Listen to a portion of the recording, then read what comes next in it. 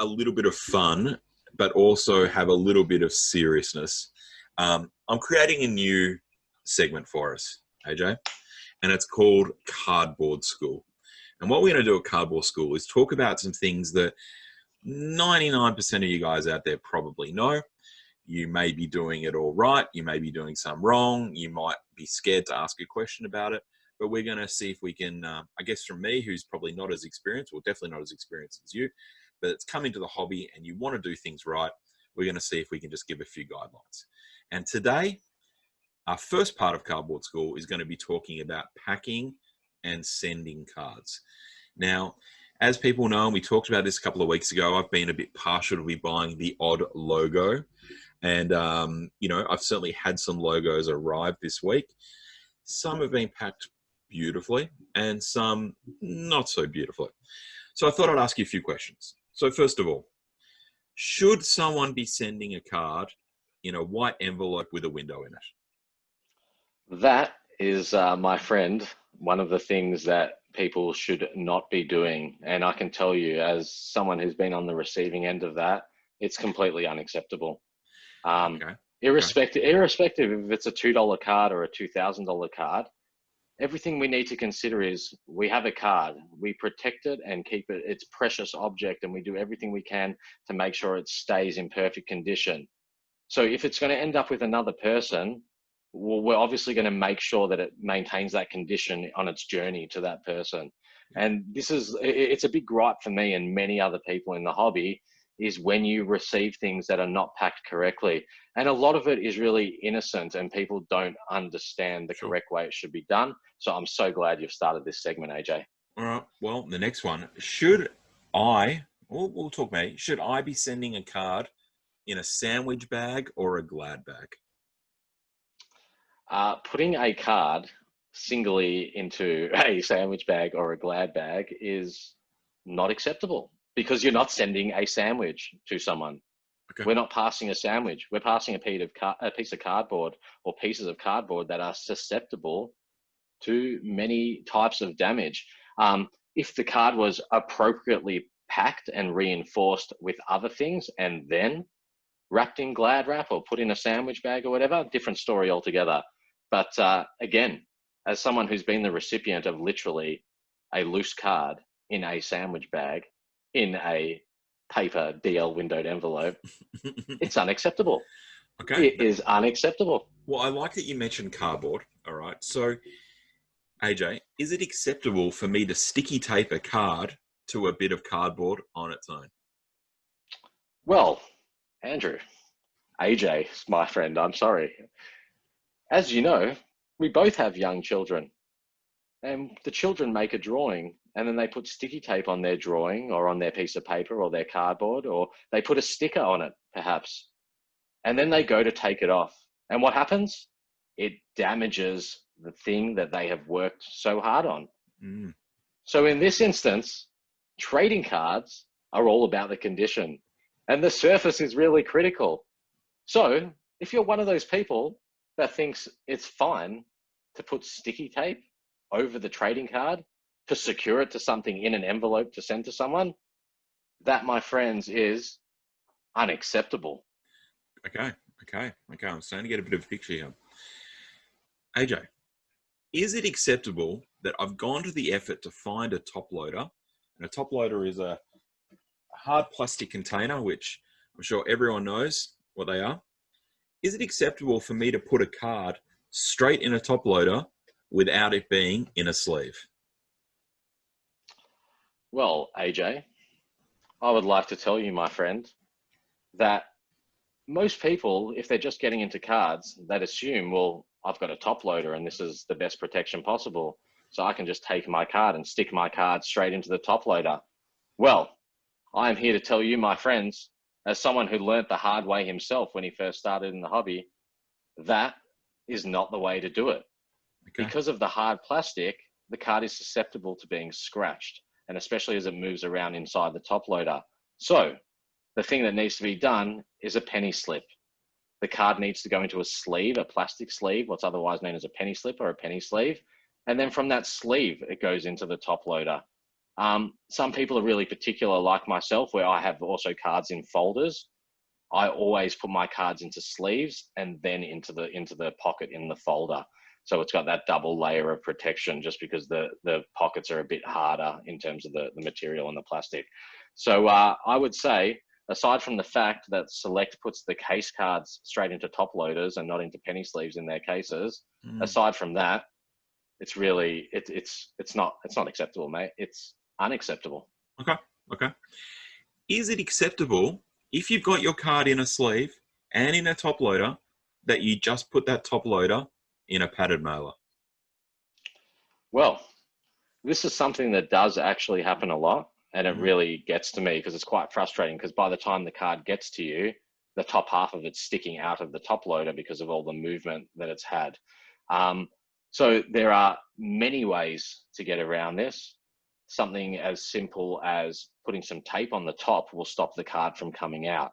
Using some cardboard, or using some common cards, some base cards, or some old cards that you don't need on each side of the outside of the top loader to reinforce it and strengthen it so it can't bend and can't be damaged. The reality is, if it's inside a padded mailer that's larger than the size of the actual cards, which it's always going to be, then it's going to move in transit. So it's the responsibility of the sender to really reinforce that internal packaging of the card to make sure that it can move in transit and will be all right. The real proper way to do it is, your card into a penny sleeve, into a top loader, and then into what's called a team bag, which are effectively small plastic bags designed for cards. And they have team bags, one-touch bags, graded sleeve bags, and they're all different sizes. And then again, reinforcing those internally, whether that's with cardboard or some base cards or however, I've been using an Icypol stick the last week. Anyone that's been getting mail from me for the last 7 days is getting top loaders reinforced with Icypol sticks. These Icypol sticks, these things here. And I'd love to demonstrate for you at some point, actually. And I actually received a parcel from eBay a few months ago that came with the paddle pop sticks, or the Icypol sticks, braced onto the top loader. And I was like, at first I opened the package, I was like, you got to be kidding, not another eBay special. And then I looked at it and I was like, nah, this guy must be an engineer. This is Genius. Absolutely genius. Yeah. All right. So, well, look, obviously we're having a little bit of fun with this segment. And again, most people know how to do the right thing, but let's just be clear again. So give everyone out there, you just sort of touched on it very briefly then. What is the optimal way to send, and what's the process you should be doing? And if you don't have any of those things, what's the solution? Because there's probably some people out there that have bought a couple of packets, they don't have team bags, or they don't have top loaders, or, how do these people deal with the situation of having to send a card? Well, AJ, I'm not just going to answer your question here today. What I'm going to attempt to do is actually demonstrate for everyone. For those that are watching, I'm going to demonstrate it, physically. A visual medium. Visual medium. And either I'm going to talk my way through it, or you are going to talk our viewers through it as I do it. I'm going to shift the camera around a little bit here and see what we can do. Who knows what we're going to see on this camera when that gets shifted around? That is true. This is what the Card Authority podcast has been lacking. Props. Oh yeah, this is going to nice. Angle correctly. Yeah, this is perfect. All right. So you've got said card.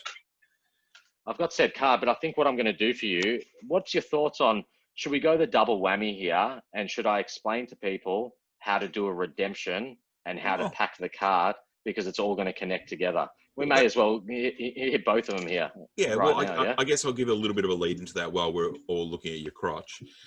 Basically, in this current season of Dominance, there's been heaps of redemptions. There's the captain signature. In previous releases, you've got premiership redemptions, Guernsey redemptions, all that kind of stuff.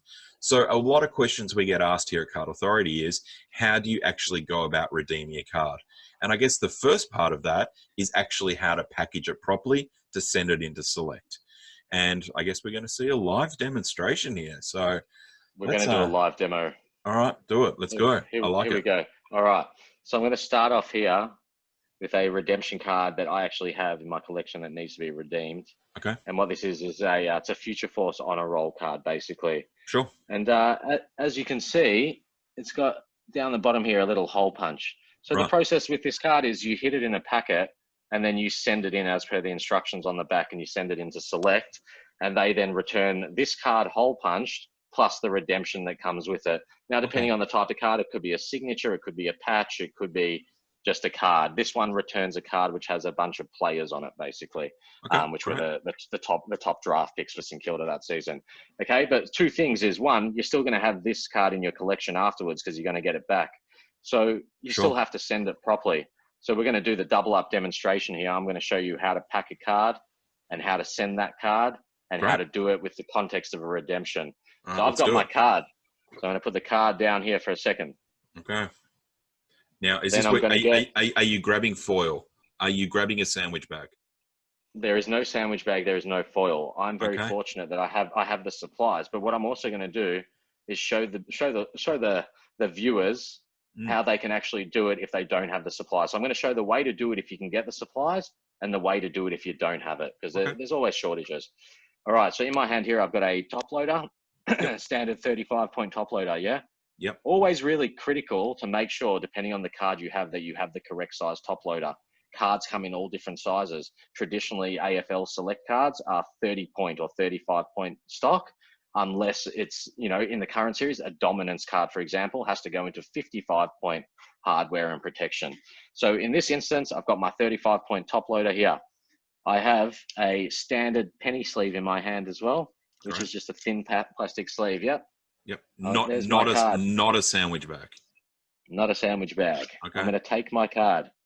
I'm going to put my card inside the penny sleeve. Bang. Yep. Inside the sleeve she goes. Nice. There it is. I'm going to take our top loader. I'm going to just peel open the top of the toppy, I should say, slightly. Yeah. One edge on the top loader is always raised as well, so it's always easy to open it. Yeah. Okay. I'm going to put the card into the top loader, gently slide it in, and just give it a little tap, tap, tap-a-roo. Yeah, nice. Tap it on your desk, in your hand, whatever it is. The card is inside the top loader. Fantastic. Yeah, but as we discussed, you can't just send a card like that. So what I'm going to do is I'm going to show you a couple of ways. What I mentioned before was a team bag. It's a team bag. Yeah. So it's basically, it's literally just a small bag, and it's got some adhesive on the top. I'm going to take my card. Got my card in the top loader, in the sleeve in the top loader. I'm going to pop it in the bag. Then what's easy for me? I have endless amounts of base cards, especially from this series, because I've opened so much stock. So I know I'm never going to get rid of them. So why not actually utilize them? So I've got myself a little pile of 7 or 8 base right here. Yep. I'm going to take half, and I'm going to put half of them on one side, inside. So they're inside the team bag. I'm putting half on the other side. Yep. They're in. I'm going to seal her up. So took off the plastic off the seal, fold it over itself. Bang. Okay, so what we got going on here is the top of the bag is sealing close the top of the top loader. And then on either side, we've got a bunch of base cards which are reinforcing it so it's nice and it's steady. Nice, like it. All right. Yep.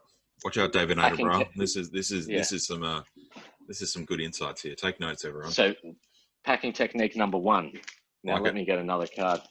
Let me see what else I've got here. This is not a great view of you, AJ, but hopefully for people listening to the podcast, they didn't have to see that. All right, we've got another card. All right, let's see another card. All right. Would you believe it? Yeah. This is not the same one. It is another card of the same type, but is a different number, but I also have to get redeemed. What a surprise. Yeah. Okay. So there it is, back to its standard form. Yep. I've got a penny sleeve. I'm going to put it in a penny sleeve. Yeah. I'm one of those people. I'm in a situation where I don't even have a top loader. So I don't have a top loader, but I've got a penny sleeve. And I'll be honest with you, if you don't even have a penny sleeve, then don't even send the card. Don't even put the card up for sale or trade if you're not going to have a penny sleeve at the very least. Yep. What I'm about to show you is certainly not the ideal way to send a card, but it is the last case resort, really. Like, it's the last resort on how to do it, okay? Yep. So just before, I went and found an empty box, and I cut 2 pieces of cardboard slightly bigger than the size of the card. Yep. Yep. Okay. Okay, yeah, it's So, much bigger. Yep, I see. Yep. yeah. One of them I didn't cut so well, but it's not going to matter too much anyway. Now, we can make a sandwich with 2 pieces of cardboard and put it in between. But what I actually prefer to do is just to give it a bit more reinforcement, and the different material is grab a few more base and just grab a couple of base cards on each side again on the outside of the penny sleeve. So put some base underneath, some base on top. Yep. And that'll keep it nice and rigid. Sandwich it in. There's the sandwich. Put the sandwich down for momentarily. Grab a bit of tape. Mm. Some tape around the sanger. Make sure you don't tape the actual card. Yeah, just tape around the cardboard. We've got some base cards in there as well, top to bottom. So you're covering all sides of it. Yep. Yeah, all sides, and it's nice and reinforced. And it's reinforced; it won't move in transit, and all good to go. Again, variations of using the same materials are absolutely fine, and using these same techniques are absolutely fine. No issues at all with them. So some people choose to put cardboard inside the team bag, stuff like that. Fantastic. Whatever anyone wants to do. I'm talking about what's acceptable at the minimum. To be honest with you, I don't like receiving cards in a penny sleeve in cardboard. Sometimes they have to do it, but I don't like it. It makes me nervous. Even like just now when I'm cutting it open, it makes me a bit nervous that I don't want to hit my card. Yep. So yeah. Now, one more special thing that I'm going to show you all the legends is my new technique that I stole from the engineer on eBay who sent me a card. Right. So I'm going to chuck this guy in the top loader. Boom, boom, boom. I'm going to get my two icy pole sticks here. Yep. Probably should be doing this with masking tape, not sticky tape. But basically what I'm going to do is go corner to corner, front and back, and I'll do it the opposite way on the other side. So it basically creates like a brace. Yeah, I was going to say it's like a brace. That's right. It's like a brace, and because they're wooden sticks, the brace itself is far stronger than using any other material. It's quite unbelievable. I don't know how I never thought of this before someone sent me a card this way. I don't know how well you can see that, but we can see it. We can see it. Yeah. All right. So already did the other side. Put some on this side. Bang, bang, bang. Love this. Anyone who's got something from me in the last week, this is how it's coming if it hasn't arrived yet. Oh, AJ special. I like it. AJ special. All right. So there we go. It's braced with the sticks. Yep. It cannot bend. It cannot bend. It doesn't bend any direction. I love it. Going to go in my drawer here. Pull out a team bag. Bang. Team bag. In. Sorted. You beauty. Lovely. Look at that. Oh, if I can pluck this thing off. Close her up. Close her up. Done. Sealed. Good. Love it. Haha. Very cool. So you've done all the right things. You've prepared your cards. They're ready to go. What are the steps that you need to now do to actually start the redeeming process with Select? All right. So the requirement for the redeeming process with Select is you take the redemption card and you send the card to Select. We can probably see your face now if you want, AJ. You can probably tip your camera up. As much as it is thrilling vision looking at your chest. Oh, all that time the gym's paid off. Yeah, man of the people, as they say. Like it. Okay, so folks, all right, so we've got our cards here. So yeah, the way it works with the redemption is you send in your card to be redeemed, and you also supply whatever they need in order to send the card back to you. In terms of the packaging and the mailing. They'll of course supply the additional top loader, the signature or whatever the redemption comes in, but aside from that, you need to supply the other stuff. So people do it in a few different ways. I like to do it with the most amount of protection possible that my items are going to get to and from their location. So I do everything either registered or express post. Now the way to basically do it is you need 2 padded envelopes. The padded envelope you're sending the card to them in, but also the padded envelope that needs to come back to you. So my process is as follows, basically. So I've got 2 different size padded envelopes here. Yep. On each of these ones, as you can see, I've put a prepaid registered post label on each of them, which you can buy from any post office or you can order online. Yep. And then I've also put my own postage stamps on them, which you don't need to do. You could do both of these at the post office. I just do it for convenience. Yeah. Yep. So what's going to happen here is the big guy is going to be the one that I send to Select.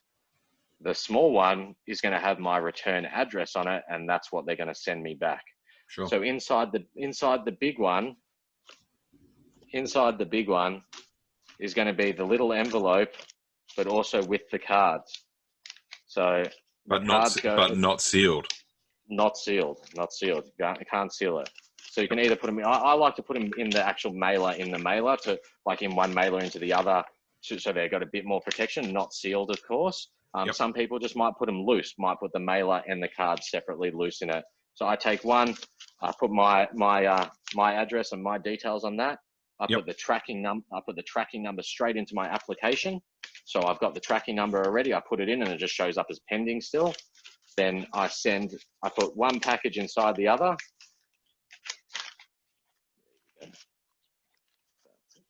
Not working now. It's working. Yeah. Here we go. So I put one's inside the other, seal this one up, send it to Select, put that tracking number into my app, bang. It goes in transit on the way. I track it whilst it's on its way to Select. I see when they get it. I see when they receive it. And I can see when my transaction's complete, because all of a sudden they've lodged my own one that's coming back to me. End of story, all sorted, done. All right. So a couple of questions, because obviously I've got some things to redeem, and I'm sure there's people out there. Can you send multiple cards in that are different? So perhaps you send a Captain Sig and a Guernsey Sig redemption and maybe a Premiership redemption. Can you send all three of those in one envelope to come back in one envelope?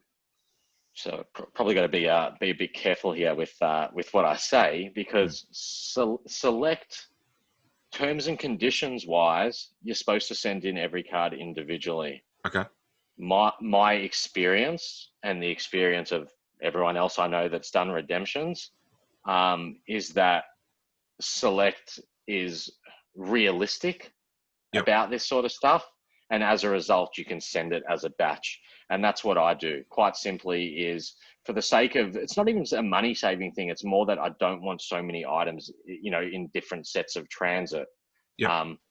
I'd rather them all to go together and all get done at once, not be tracking a million different items, all that sort of stuff. So what I try to do is, because Select doesn't have a time limit on when you need to redeem the cards, except there are very particular cards from certain series that they can't redeem because they don't have the actual redemptions. But 95% of cards since 1993 are actually redeemable with Select still to this very day. They hold all the cards on site at their office in Sydney. And yeah, I send multiple.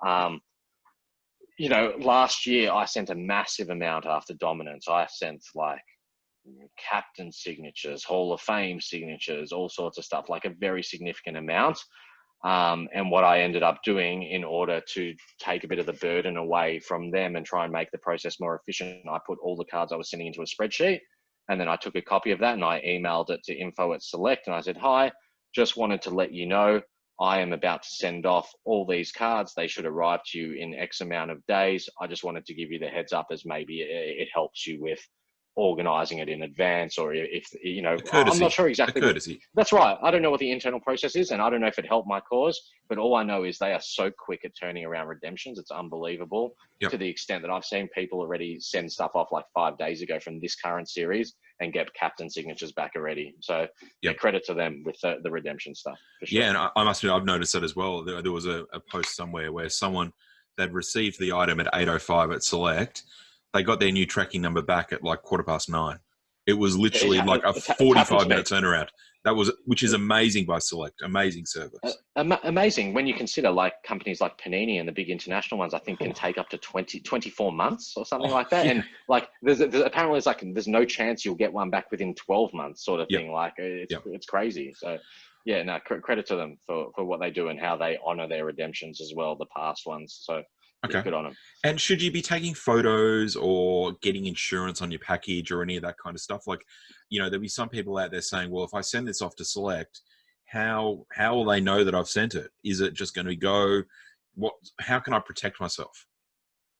So it's a bit of a personal preference situation as well as a trust-based situation. So for me, whether I'm sending cards to Select or I'm sending cards to someone I've traded with or sold a card to or whatever it may be, I always have a record of what that card is, and whether that's by way of photos of the card and the package, or if I'm tracking it in a spreadsheet, whatever it is, I have the details of what that card and the transaction is, so it can be proven at any given point in time. Now, Select is interesting. Like most card companies, I think, and what their requirements actually are. If a card can be proven to be stolen or irreparably damaged, the manufacturer, as long as they can confirm that card is no longer in circulation, they can replace that card itself, and therefore the redemption, the redeemability of that card. I have heard a story of a card getting lost in transit on its way back from Select to a customer, and then what happens is Select replaced the card, but a police report and everything had to be filed, and the original card was declared stolen. So if it ever did change hands, it would be effectively confiscated and removed off the market as well. So and with regards to insurance, it's a personal preference thing with respect to insurance. Some, smart people probably, yes, they insure it. I sent a lot of redemptions off to Select. I didn't insure them. In hindsight, maybe I should have. It's risky. People don't know Australia Post. If you don't insure something, the maximum Australia Post will pay out to a sender is $100, and that's if you can prove that they're at fault. Yeah. So I guess, look, if you've got 10 Pendles Captain Sigs, probably don't send them all in one go, just for your own little protection. But at the same time, if you choose to and you follow all the steps, you should be okay, pending nothing goes pear-shaped with Australia Post. Yeah, it's an interesting prospect. Personal preference, I suppose. I think I'm a bit crazy. I'd probably send all 10 of them in one go. And I'd spend 10 minutes thinking about if I should get it insured or not. And if I'm going to spend, a few $100s of insurance to make sure it's double protected. Personal preference. Personal preference. All right, cool. Well, look, obviously we've had a little bit of fun with this segment, and certainly there's going to be a lot of people out there that know all these things, but there's also so many new people in the community, like myself, that have not yet redeemed a card, and these are all valid questions they want. And obviously, all these things, you're more than welcome to contact us on all our social channels. If you've got something you want us to cover on Cardboard School, there's no such thing as a silly question. We're more than happy to go through it. So protect your cards, respect your cards, respect the people that you're sending cards to. You want to send a card in the same fashion that you're going to want to receive it. And if you could follow all those steps, well, hopefully you have good experiences in trades or sales or redemptions, whatever it might be.